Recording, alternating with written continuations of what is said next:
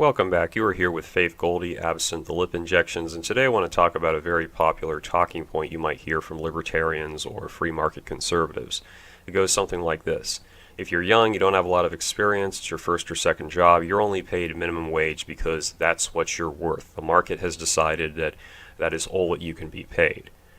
And unfortunately, the problem is, in reality, it's not some, consensus of economists. They decide, yeah, this person gets this much, and a few years later, you get this amount. It doesn't work that way. It's not the market setting it. It oftentimes is the jurisdiction.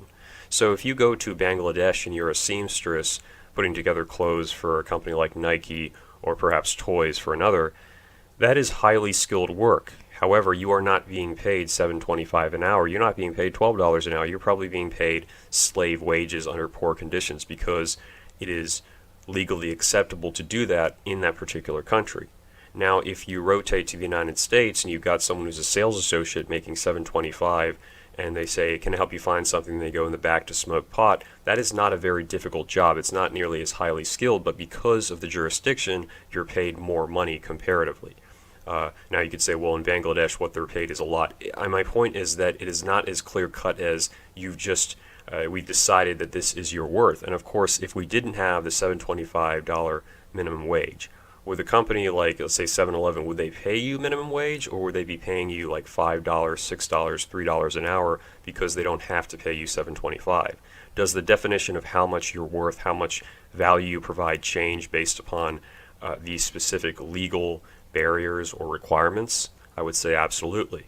And if the country decided, oh, we're going to have a $20 an hour minimum wage, some people might be unemployed, but if a company really needs particular folks in these positions, they're going to have to pay $20 an hour, even if they only value that work at $12 an hour.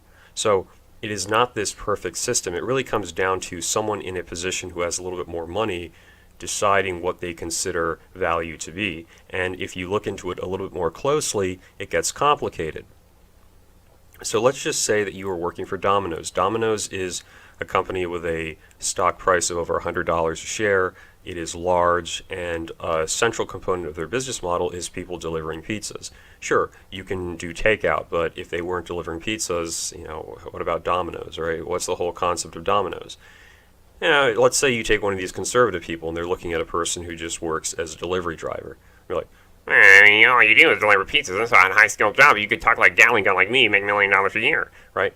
Okay, but even though it's true that driving a car and unzipping a pizza cozy is not a terribly demanding task, if those people weren't there, Domino's probably wouldn't have a successful company if they didn't have those individuals performing a central function. So a lot of their success is dependent on these people who aren't paid that much money. And I'm talking about what the company pays them, not tips, because that's not guaranteed, and that's based upon really the attitude of the person that you're delivering to. So you're not being paid that much for this job, even though individually and collectively it is central to the success of the business. So it's not as simple as you're not providing enough value. It's just that they're deciding that your value isn't worth more than a particular amount. Another instance would be working as a CSA, customer service. Now you might, that fat redneck chick at Walmart, that's all she can do with her life. Yeah, but being a customer service person is a difficult job, especially during holiday seasons, because it's one of the few places where, whether we're talking about the rich-ass, Care Bear lawyer from New York who is snobbish and condescending, or the welfare-dependent hood rat who still wants to feel like he's superior to you, they're on the same level in terms of their ability to spit and degrade and just make you feel like you're worthless. And you're supposed to sit there, plastered smile, apologetic, never reprimanding them, never contradicting them, because that can get you in trouble or fired. Because we would rather allow someone to commit return fraud at a company, any of these retailers, than actually get a bad review or not a repeat customer. That's their mentality. They don't stand by their employees. So that is a job that requires a lot of personal and emotional composure, can be very frustrating, and is not paid a lot of money. Now you could say, well, you don't have high skills. You don't have high skills, but it's a very demanding job. Just like working construction, a lot of construction workers aren't paid that well. That's an immensely demanding job, in many cases requires a lot of skill and endurance, but you're not being paid a lot. So can you really claim that the construction worker who works out in the sun all day, well, they're not worth as much as a lawyer? Okay, but that is a very demanding job. So how do you determine what is valuable and what's not? It really seems to be a system that is set up from the top to benefit certain people, or at least their perspective, because it's always based upon perspective. And that's been the entire tapestry of human history, that where you are class-wise, you tend to see yourself as separate from another. And it's gotten a little bit different, but it's still there today in terms of where you go to school, what jobs you work, what industries you might partake in. So this is something that we should at least appreciate, not just go back to talking points all the time. And then let's consider another thing they'll talk about. Let's say, well, if there was no minimum wage and you were just the best worker, you would go from $2 an hour to $15 an hour in like 2 weeks, because they can't afford to lose you because you provide so much value. Unfortunately, as companies get larger, you'll find that's not really a factor that comes into play. So when I was working retail years ago, this was a sales-based job, even though we weren't paid commission, and I was like the second best salesman. This dude was the top one. When it came time for his evaluation and the raise, they gave him the same 10-cent raise they gave to everyone else at the company. Now, how is that for value? And this guy had their numbers up, whatnot, but they didn't really care, because their standard policy, bureaucratic as it was, is give everyone 10 cents across the board. Even when he was thinking about leaving and he said, can you match me for the hourly wage at this other job and I'll stay, even though that job has commission? Oh, no, we don't do that. So if companies get large enough, if you're not having essentially like a agrarian or proprietarian society, invariably they're not going to see you as anything more than a statistic. So you can rant on all day about how, well, no, it's about your worth, and they recognize that. Doesn't always play out the way that you think. And of course, as I noted in the video on entry-level jobs, they don't really value you when you have more experience or more education.